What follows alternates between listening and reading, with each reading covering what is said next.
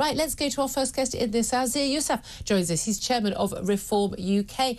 Good afternoon to you. Good afternoon, Julia. Always good to talk to you. Thank you very much indeed. I must ask you, first of all, I suppose, about what Peter Mandelson had to say. The man who hopes to be our next man in Washington, we'll see about that, says the government should use Nigel Farage to help resolve their rows with Elon Musk and as a conduit to the Trump team. First of all, do you think that Labour would be willing to do that? And second of all, would Nigel Farage be willing to help? Nigel's been very clear. He's been proactive in his communication that he's a patriot.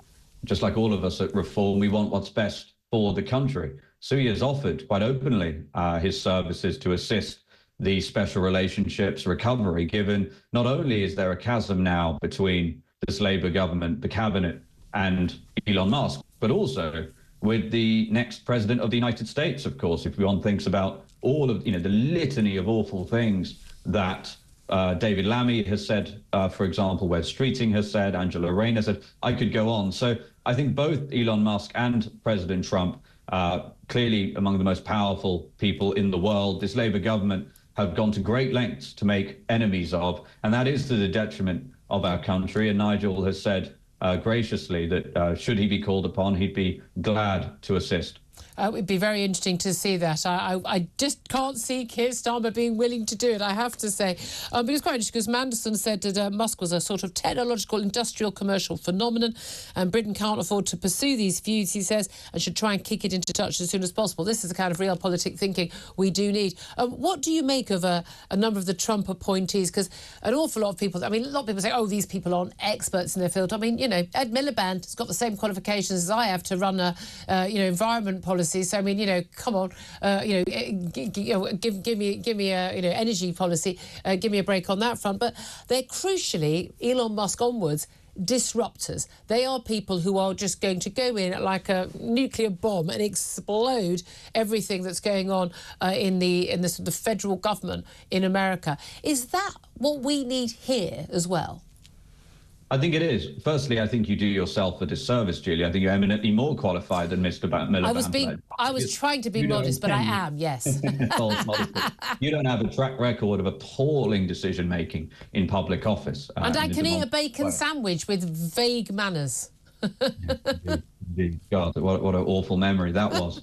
Look, we absolutely do need it here, and it makes me very hopeful, and all of us at Reform very hopeful, that what this Department of Governmental Efficiency that Elon Musk and Vivek Ramaswamy will be working on will be able to make very, very significant reductions in the bureaucratic state, save, according to Elon Musk, $2 trillion. And what if you followed Elon's career over the decades, what you find is he does deliver on what he promises, albeit sometimes a bit late. But we'll forgive him that, given he's completely revolutionized the automotive industry and is taking us to Mars. So, yes, we do need to dramatically reduce the size of the bureaucratic state. Too often, the discourse around public spending and taxes is you have to keep spending more and more and more money on the public sector, otherwise services decay and degrade. And actually, if you look at the evidence of that, we've never spent more money as a country. Neither has the United States on its public services. And look at the outcomes. Look, a waiting list close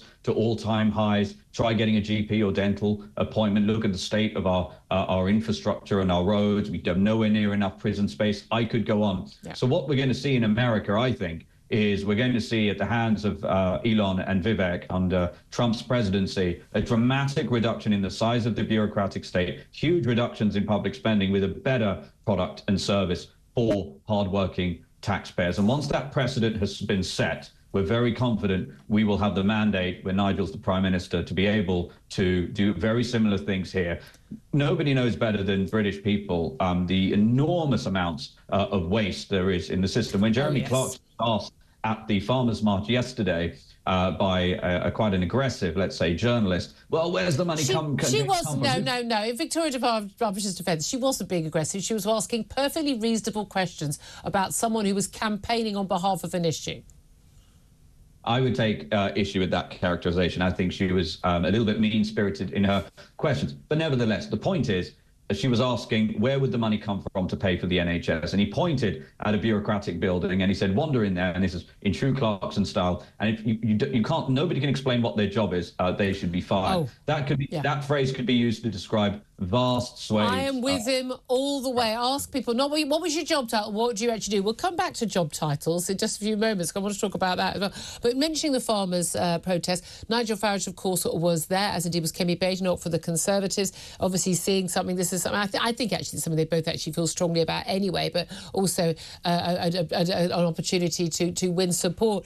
But in terms of we've had this inheritance tax rise for end of the not being affected by it at all for farmers. We've also seen national insurance rise for employers, the winter fuel allowance going up for most pensioners, concerns that up to 100,000 poorer pensioners could actually fall into actual poverty as a result. The national insurance rise, national minimum wage rise, we're told by hospitality, by retailers, this is going to have a massive impact on them. There are an awful lot of people, other than I think train drivers and doctors, who are very, very unhappy with the government and what they did in the budget. Do you think there's any expectation, any hope that there is going to be a U-turn on any of those issues? Well, that would require a tearing up of the entire budget and a new one being made. I don't see that happening. We have student politicians, ideologues, people massively over-promoted and out of their depth, making vital and critical decisions about this country's future with regards to the economy. Everything you just described is not some shock to anybody with half a brain and can understand second and third order effects of decision making. So if you increase the cost of employing people, then you're going to impact how many people are employed and their likelihood to get pay rises. So you saw this with Pizza Hut accelerating the use of kiosks and automation. It's exactly what you saw in California when there was a huge movement to raise the minimum wage very significantly, which sounds noble on its face inside the fast food industry. And what happened? Well, I'll tell you what happened. They passed the law and there was an enormous increase in those kiosks and automation, a big acceleration, and a lot of people lost their jobs. If you look at what's happening with farmers, I would say a lot of this is ideological. You know, we can look at the numbers and we can say we're trying to make numbers meet. The reality is we know that that isn't true. The far left cannot get it into their heads. They cannot fathom the bond that farmers have with their land, the symbiotic relationship that farmers have with their land, the creatures that live on it, how much value there is in businesses being passed on through generations. As Sir James Dyson, somebody who arguably is as close to Elon Musk as we've had in this country, a brilliant inventor. I recommend anyone to go and read his book. And what he said was the whole point of being able to pass down a business through generations is exactly the tonic this country needs for the awful short-termism that we see in politics, that we see in business. And the irony of all of these decisions, of course, is who benefits? It's going to be the massive private equity firms with deep pockets who are going to hoover up these mid-sized farms, take them from their families. The concept of a farmer waking up before the break of dawn to go and tend to their farm and do their duty, not just for their families, but to their communities and to provide food, which is something that attaches us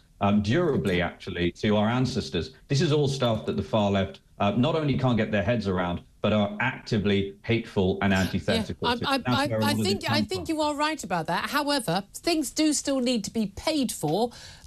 Echoing Victoria Derbyshire's question, so what would Reform do if you were in power to pay for the stuff that does need to be paid for? Because we do need to pay for healthcare and schools and roads and defence and all of those things. So which taxes would you raise, or what other cuts would you make to cover that?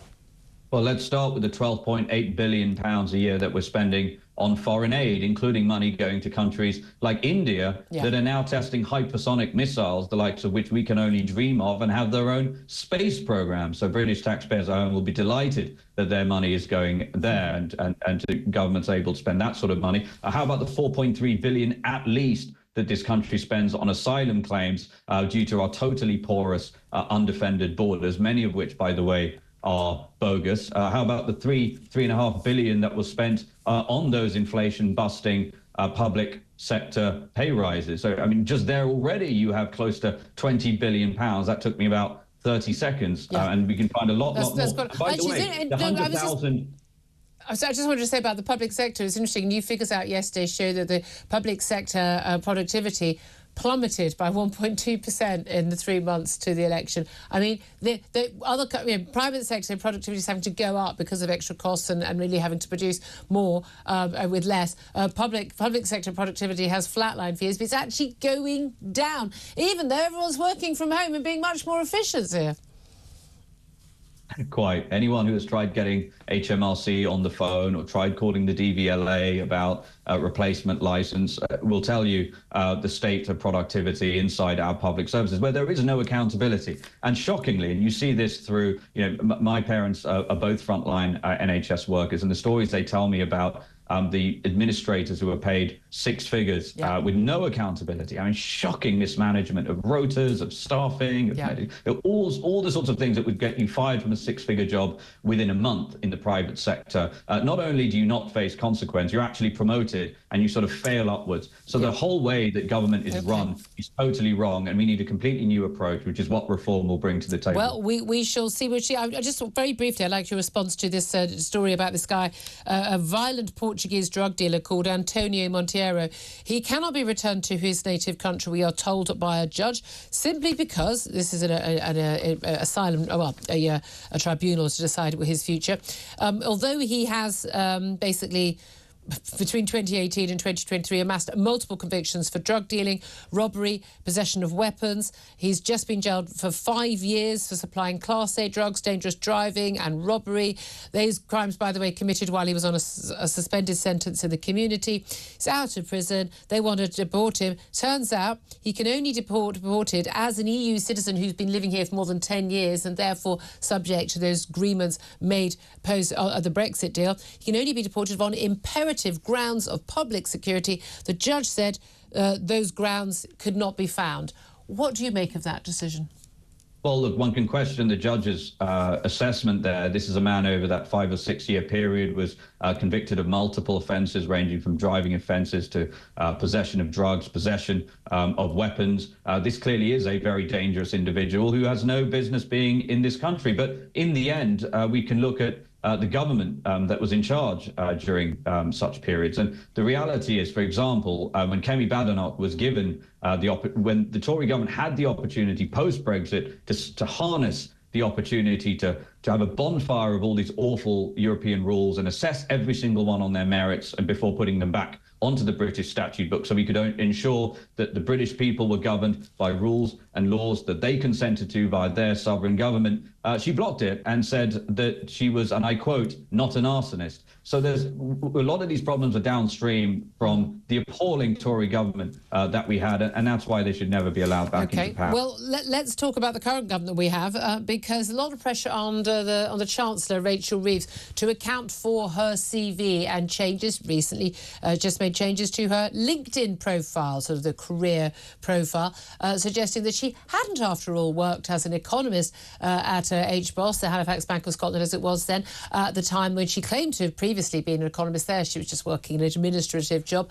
More claims coming in about interviews she's done where she's claimed to have been at the Bank of England as an economist for 10 years, actually 6 years.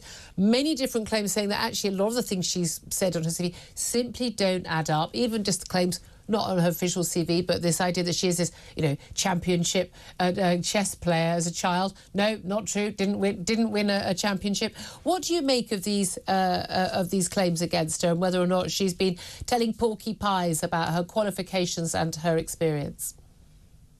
Well, we can look at the evidence, which is that there's a document that was submitted to Companies House in 2008 when she became a director of a charity, in which she claimed she was an economist. I mean, that's a matter of public record that she made that claim.